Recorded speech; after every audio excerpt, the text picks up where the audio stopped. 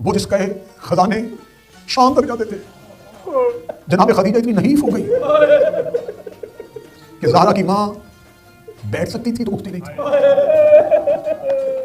शहजादी नहीफ हो चुकी थी और 3 साल की एक बच्ची कभी माँ की कमजोरी देखती है,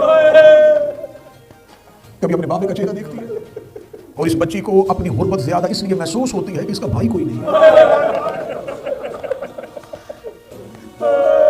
जनाब सकीना के मुसाहिब थे लेकिन सजाद साथ था, जनाब ज़ैनब के मुसाहिब हैं लेकिन अब्बास साथ है। जनाब ज़हरा का बचपन, कभी माँ के पास बैठती, माँ की कमर दबाती, माँ की हाथ दबाती, अम्मा अम्मा मैं फातिमा तेरे साथ। मेरी शहजादी उसी गार में जहां पर मस्तूरात रहती थी वहां से चली और चल के बाबा को बताने के लिए गई कि बाबा मेरी अम्मा से मैं बोला नहीं चाहता। जब शहजादी ज़हरा जिस जगह पे मस्तूरात को रखा हुआ था वहां से निकल के मर्दों की तरफ गई तो ज़हरा को माँ भूल गई। जब फातिमा ने बाबा रसूल को एक नुकीले पत्थर पे सजदा करते हुए देखा, रसूल की पेशानी से लहू जारी था, नबी हालत नमाज में थे और पत्थर के ऊपर नबी सजदा कर रहे थे। नबी रकू से उठ के सजदे की जाना पड़े, ये 3 साल की बच्ची ने छोटा सा हाथ नबी के सजदे की जगह पे रखा।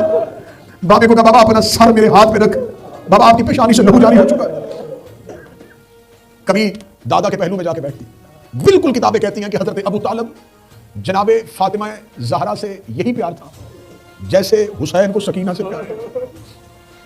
रसूल के सीने पे सोने वाली, रसूल के साथ रहने वाली माँ को नहीफ देखा, माँ को कमजोर देखा। मैं जुमले सादात से माफी मांग के पढ़ने लगा हूं, लेकिन ये जुमले किताब में है कि एक दिन साल बाप ने जनाब ज़हरा को देखा कि ज़हरा शेब अबी तालिब में जहां से चल के जा रही थी नीचे से जमीन सुर्ख हो रही थी। शहजादी के पांव फट चुके थे, शहजादी के पांव जख्मी हो चुके थे।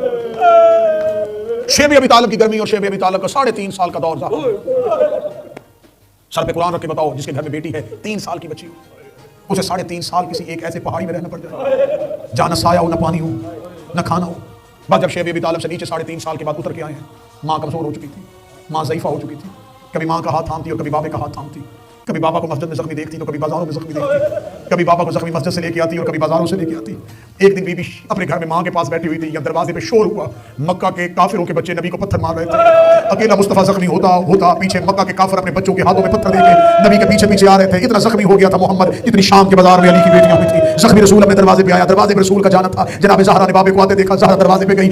अरब के काफिरों ने अपने बच्चों से कहा वापस आ जाओ, वापस आ जाओ, अब इसे पत्थर न मारना। दरवाजे पे इसकी बेटी आ गई है, दरवाजे पे इसकी बेटी आ गई है, दरवाजे पे इसकी बेटी आ गई है। अरब के वैशियों ने कानून बनाए हुए थे, अगर बच्ची कत्ल होते बाप के करीब आ जाए खंजर उठा लिया करते थे। बच्ची दरवाजे पे आ जाती थी, बाप को छोड़ दिया करते थे। फातिमा ज़हरा ने अरब के काफिरों को देखा कि मैं बाबा को बचाने के लिए दरवाजे पे आई थी और अरब के काफिर वापस चले गए थे। ज़हरा इसी ख्याल के साथ जवान हो गई। ज़हरा के ज़हन में आ गया कि अगर मैं दरवाजे पे जाऊंगी तो लोग मेरा हया करेंगे। मैं मक्के के काफिरों ने हया कर लिया, मदीने में ज़हरा दरवाजे पे आई, कभी इन्होंने दरवाजे को आगे लगा